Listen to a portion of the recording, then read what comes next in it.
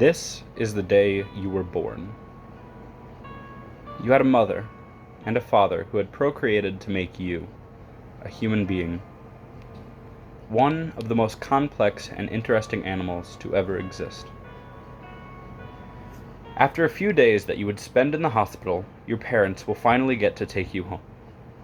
Your mother is so overbearingly full of joy that her eyes are bursting with tears. Your father, pushing your mother in a wheelchair, is holding back tears. He helps her into the car and you are on your way home. It's a scary new world when you open your eyes again and see your mother there in front of you. Your cat Mischief is there rubbing up against you as well. Pure bliss is all that you can feel. No need for anything else in the world except for the love and nourishment from your family. After the first 18 months, you had taken your first steps, and your parents had recorded it. Soon, words began forming from your mouth. Mama was your first word. As you grew older, you were neither angel nor devil. Instead, you were quiet. You played all right with the kids at the playground when you wanted to play with them, but you were fine keeping to yourself. When school starts, you are placed in the gifted class, even though you don't know what that means. The teachers say that it means that you're a little smarter than everyone, but you still don't understand what's going on in the classroom. You push on, managing to get by. 2 years ago, they said that you were 2 grades ahead academically, but it's been 2 years now and you feel like you've gotten nowhere. Summer comes around and you're stuck at home, as you didn't make many friends during the school year. Your mother begins to worry about you while your father drinks. When school starts back up in August, you're entering the 5th grade. A new chapter in life, you think to yourself, having not even finished chapter 1. You try to pull yourself out there, hoping someone will ask you how your day was or what you're up to later. But there you stand, lunch tray in hand, ready to eat alone again. When school is out and it is summer once more, you begin to wonder where you're at. Your mother starts asking you questions about your day or your friends. You lie to her and tell her that it's all great. She knows you're lying, and you can see the visual discomfort in her face. She asks you again for reassurance, and you tell her everything is all right. Your father, upset with your asocial behaviors, has become somewhat verbally abusive, calling you stupid or retarded, and a plethora of other names. When you enter high school, you become a freshman and feel isolated, different from the crowd. As you walk down the hall, you feel as if you are passing cattle, not people. You meet a girl in one of your speech classes. She seems funny and you think she's pretty cute. You continue to talk with her at school, in the halls, and sit with her at lunch. One day, you finally break through your shield of adolescence and ask her out. And to your delight, she says yes. Later that week, you take her home to meet your parents.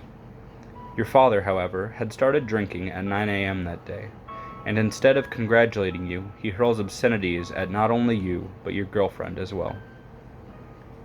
Your mother sits there with her head low, reluctant to do anything. You drive her home and apologize profusely, trying to explain the situation. She tells you she'll need to think about your relationship as she goes back into her house. You drive home red.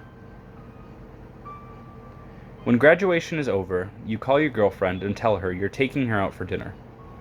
She had been the one to help you graduate and get through the past 4 years. You tell her to meet you at Taylor's, a steakhouse just outside of town. When you arrive, you don't see her car. You go inside, still wearing your graduation cap, and ask for a table for 2. You wait an additional 10 minutes before going outside and calling her. Her car still wasn't there. No answer. You decide to try and go back home to see where she is. And when you turn to get onto the highway, you see her, in her car, on its side, in the median of the highway. In that moment, you felt time stop. You felt your chest cave in. Life had lost its meaning. And in that second, you were no longer. The person you were from that second on was not the same person who had grown up with parents who loved each other. This was not the same person whose mother had kissed him goodnight when he was going to bed. This was not the same person whose cat would scratch him and his father would help him put on bandages. From this moment, life was cold. Colors seemed dimmer. You begin to question what really made you happy. A few days go by and you haven't left your room.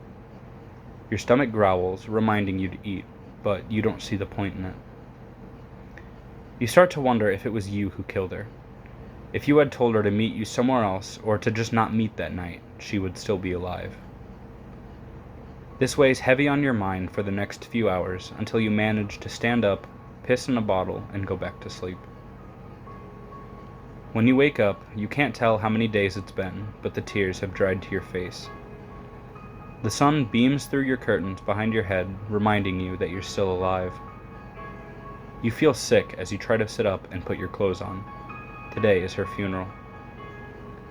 You haven't showered in 2 weeks, but when you get in the bathroom, you just sit in the tub, not being able to muster the energy to turn it on. Wondering to yourself why you killed her. Why would you do something like that? She was your happiness. She was your drive. She was an extension of yourself. When she died, so did you. Once out of the bathtub, you put on a nice black shirt and a pair of dress pants, since you didn't own a suit, nor have the money to rent one.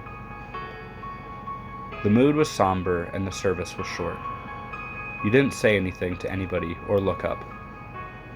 She was a good young woman, with a life so exhilarating and fast as it was short. When you left, you looked lost, like you just wanted a way out. Laying in bed crying, you continue to wonder why you would do such a thing. You feel like you've run yourself into a corner. A heart that's broken can love no more. You roll onto your side, knowing it will all be over soon. You open your closet door and see it hanging there. A piece of rope you tied the night she died. You fashion it around your neck and kick the stool out from underneath of you. And for a split second, you see that bliss again.